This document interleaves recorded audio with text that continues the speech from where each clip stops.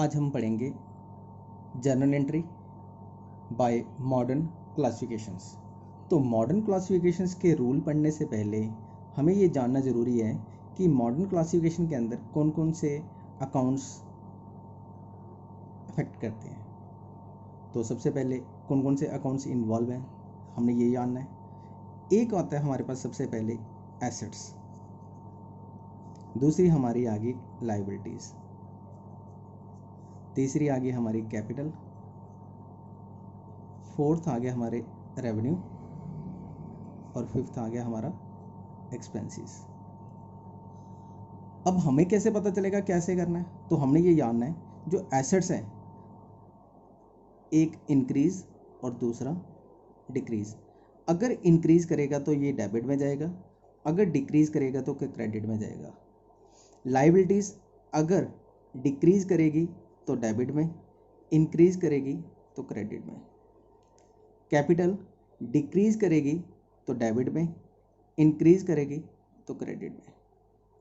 Revenue decrease होगा तो debit में, इंक्रीज होगा तो क्रेडिट में। लेकिन जो एक्सपेंसेस हैं अगर इंक्रीज करते हैं तो ये डेबिट में, अगर ये डिक्रीज करते हैं तो क्रेडिट में। तो इन सब का एक शॉर्टकट हो रहा है।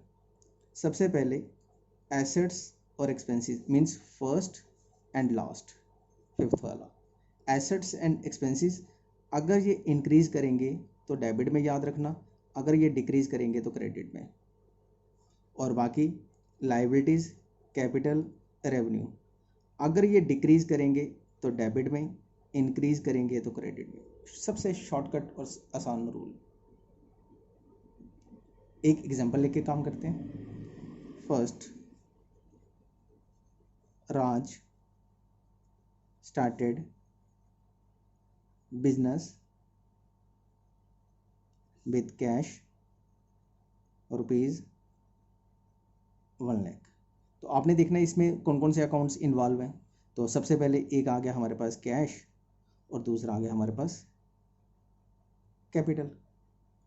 कैश यहाँ पे क्या हो रही है, इंक्रीज कर रही है, और हमारी जो कैपिटल है वो भी इंक्रीज कर रही है।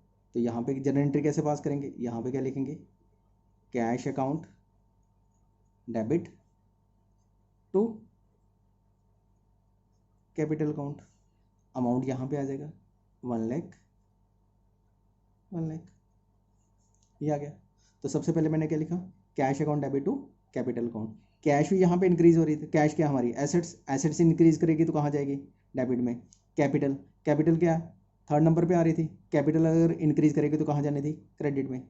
और नरेशन लिखने का सबसे आसान तरीका क्या है, बीइंग लगा के, बाकी ऐसे लिख देना, being Raj started business with cash.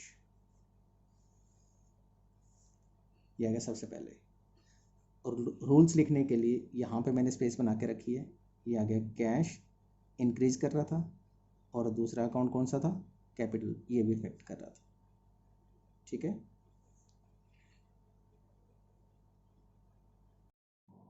Number 2 में डिपॉजिट रुपीज़ 50,000 इन ए बैंक। इसका मीनिंग हो गया कि हमने बैंक में पैसे जमा करवाए। तो अकाउंट्स कौन कौन से इन्वॉल्व हुए, एक हो गए बैंक और दूसरा हो गया cash. Bank means assets, cash means assets. एक तरफ हमारी कैश एसेट्स इंक्रीज कर रही है, दूसरी तरफ हमारी एसेट्स जो है डिक्रीज कर रही है। तो सबसे पहले क्या आ गया, यहाँ पे लिखेंगे जो एसेट्स इंक्रीज करेगी वो डेबिट में जाएगी, bank account debit to cash account. Amount कितना आ जाएगा यहाँ पे 50,000, 50,000। नरेशन लिखना सिखा दी मैंने। Number 3, purchased furniture for cash rupees 10,000। तो यहाँ पे अकाउंट्स कौन कौन से इन्वॉल्व हो गए, एक तो हो गया फर्नीचर। फर्नीचर क्या है हमारी एसेट्स, ये इंक्रीज कर रहे हैं। दूसरी हमारी कैश, कैश क्या है, ये भी एसेट्स है हमारी। एसेट्स यहाँ पे क्या कर रही है, डिक्रीज, तो यहाँ पे क्या आ जाएगा हमारे पास,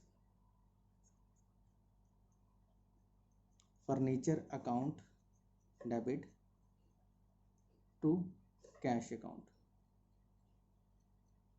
क्योंकि फर्नीचर एसेट्स हैं, एसेट्स इंक्रीज कर रही थी तो डेबिट में, कैश डिक्रीज कर रही थी तो कहाँ चले गए, क्रेडिट में। Number 4,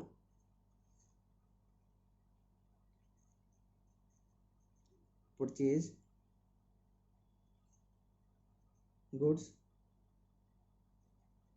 for cash ₹5000। तो यहाँ पे अकाउंट्स कौन कौन से इन्वॉल्व हुए, एक तो हो गया हमारे पास परचेजेस और दूसरा आ गया हमारे पास कैश। परचेजेस क्या है हमारे, एक्सपेंसेस, और कैश क्या है हमारी, एसेट्स। एक्सपेंसेस यहाँ पे इंक्रीज कर रही है और कैश क्या कर रही है हमारी, डिक्रीज। तो हमारे पास रूल, एक्सपेंसेस अगर इंक्रीज करेंगे तो कहाँ जाएंगी, एसेट्स में। तो यहाँ पे क्या लिखना हमने, purchases account debit to cash account, amount कितना लिखेंगे, 5000। Number 5,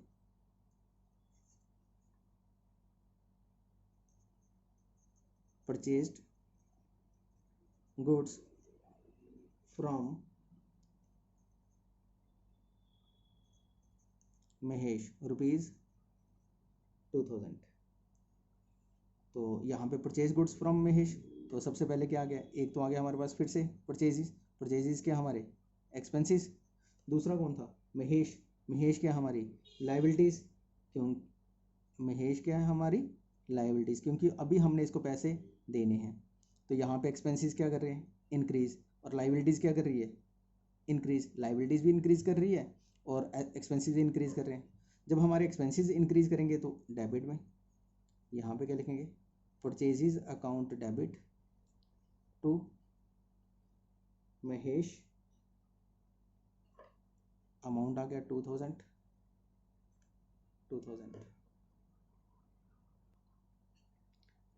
sold goods to Kiran for cash ₹10,000। तो यहाँ पे अकाउंट्स कौन कौन से इन्वॉल्व है, सबसे पहले एक सोल्ड, सोल्ड मीन्स बेचना, तो एक आ गया हमारे पास कैश और दूसरा आ गया हमारे पास सेल्स। कैश क्या कर रही है यहाँ पे, इंक्रीज, सेल्स क्या हमारे पास, रेवेन्यू, तो रेवेन्यू क्या कर रहा है यहाँ पे, तो रेवेन्यू भी यहाँ पे इंक्रीज है। तो यहाँ पे क्या हमारे पास जनरल एंट्री क्या पास हो जाएगी, cash account debit to sales account, amount आ जाएगा हमारे पास 10,000। अब इसके बाद हमने लिखा sold goods to Kajal on credit ₹5,000। तो यहाँ पे कितने अकाउंट अफेक्ट किए, एक तो हमारे पास था काजल का, काजल क्या बन गई हमारी, एसेट्स, और दूसरा हमारे पास क्या था, रेवेन्यू। तो रेवेन्यू यहाँ पे क्या कर रहा है, इंक्रीज, एसेट्स क्या कर रही है, इंक्रीज। तो हमने क्या लिखना यहाँ पे, Kajal debit to sales account, amount यहाँ पे आ गया 5,000, ये 5,000। ये काजल हमारे एसेट्स क्यों बने, क्योंकि ये काजल क्या बनी है हमारी, डेटर्स। डेटर्स ये होते हैं जिनसे हमने पैसे लेने होते हैं, तो वो क्या हमारी एसेट्स।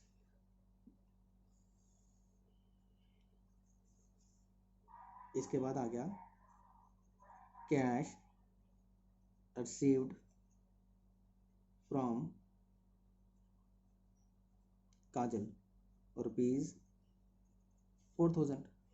यहाँ पे क्या हो गया, एक कैश, दूसरी हमारे पास थी काजल, काजल क्या हमारी एसेट्स, ये भी हमारी एसेट्स है।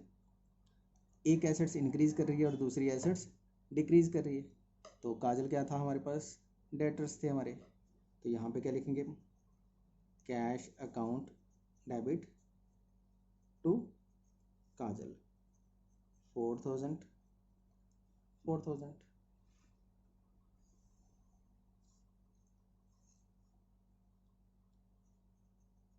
Cash paid to Ram rupees 3,000। अब यहाँ पे क्या हो गया, राम राम हमारी लाइबिलिटीज़ है और दूसरी कैश हमारी एसेट्स है। जो लाइबिलिटीज़ हैं वो क्या कर रही है, डिक्रीज़ कर रही है, और जो कैश एसेट्स हैं वो भी हमारी डिक्रीज़ कर रही है। तो यहाँ पे क्या लिखेंगे, Ram account debit to cash account. Amount आ गया हमारे पास 3,000।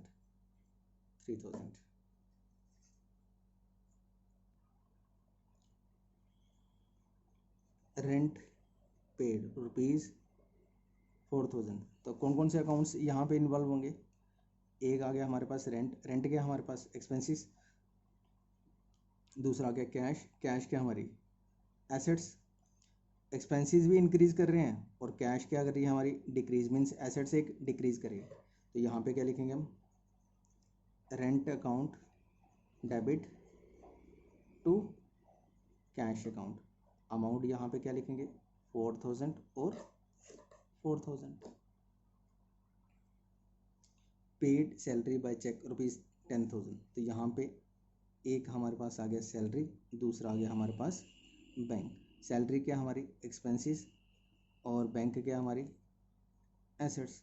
यहाँ पे सैलरी इंक्रीज कर रहा है और जो हमारे एसेट्स हैं वो क्या कर रही है हमारी डिक्रीज। तो यहाँ पे क्या लिखेंगे हम, salary account debit to bank account. Amount 10,000 debit में आ जाएगा और 10,000 ही क्रेडिट में। अब आ गया हमारे पास received loan from Sajan by cheque ₹50,000। तो यहाँ पे लोन क्या हमारे पास, जिससे हमने पैसा लिया बाय चेक, दैट मीन्स एक हमारे पास आ गई एसेट्स, बैंक था ना, बैंक हमारी एसेट्स आ गया। अब लोन हमारी लाइबिलिटीज है, एसेट्स इंक्रीज कर रही है और लाइबिलिटीज भी इंक्रीज कर रही है। तो सबसे पहले जो एसेट्स इंक्रीज करेगी वो कहाँ जाएगी, डेबिट में। तो यहाँ पे क्या लिखेंगे, bank account debit to loan from Sajan. Amount debit में आ गया 50,000 और क्रेडिट में आ गया 50,000।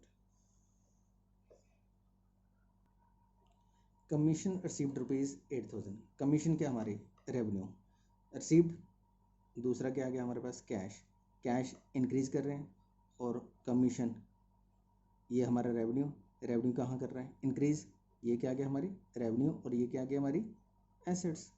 तो यहाँ पे क्या लिखेंगे, cash account debit to commission.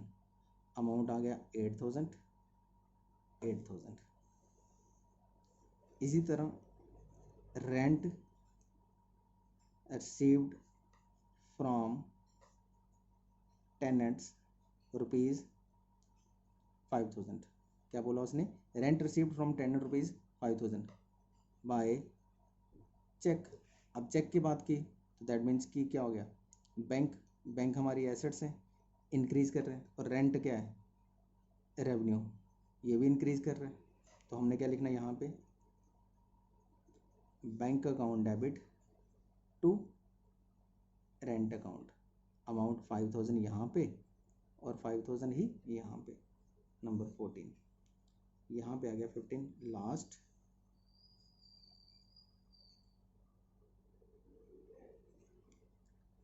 Salary received ₹30,000।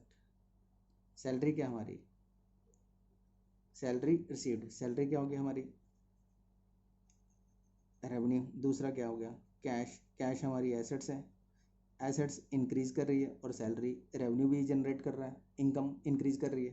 तो यहाँ पे क्या लिखेंगे, cash account debit to salary account. Amount कितना आ गया यहाँ पे 30,000।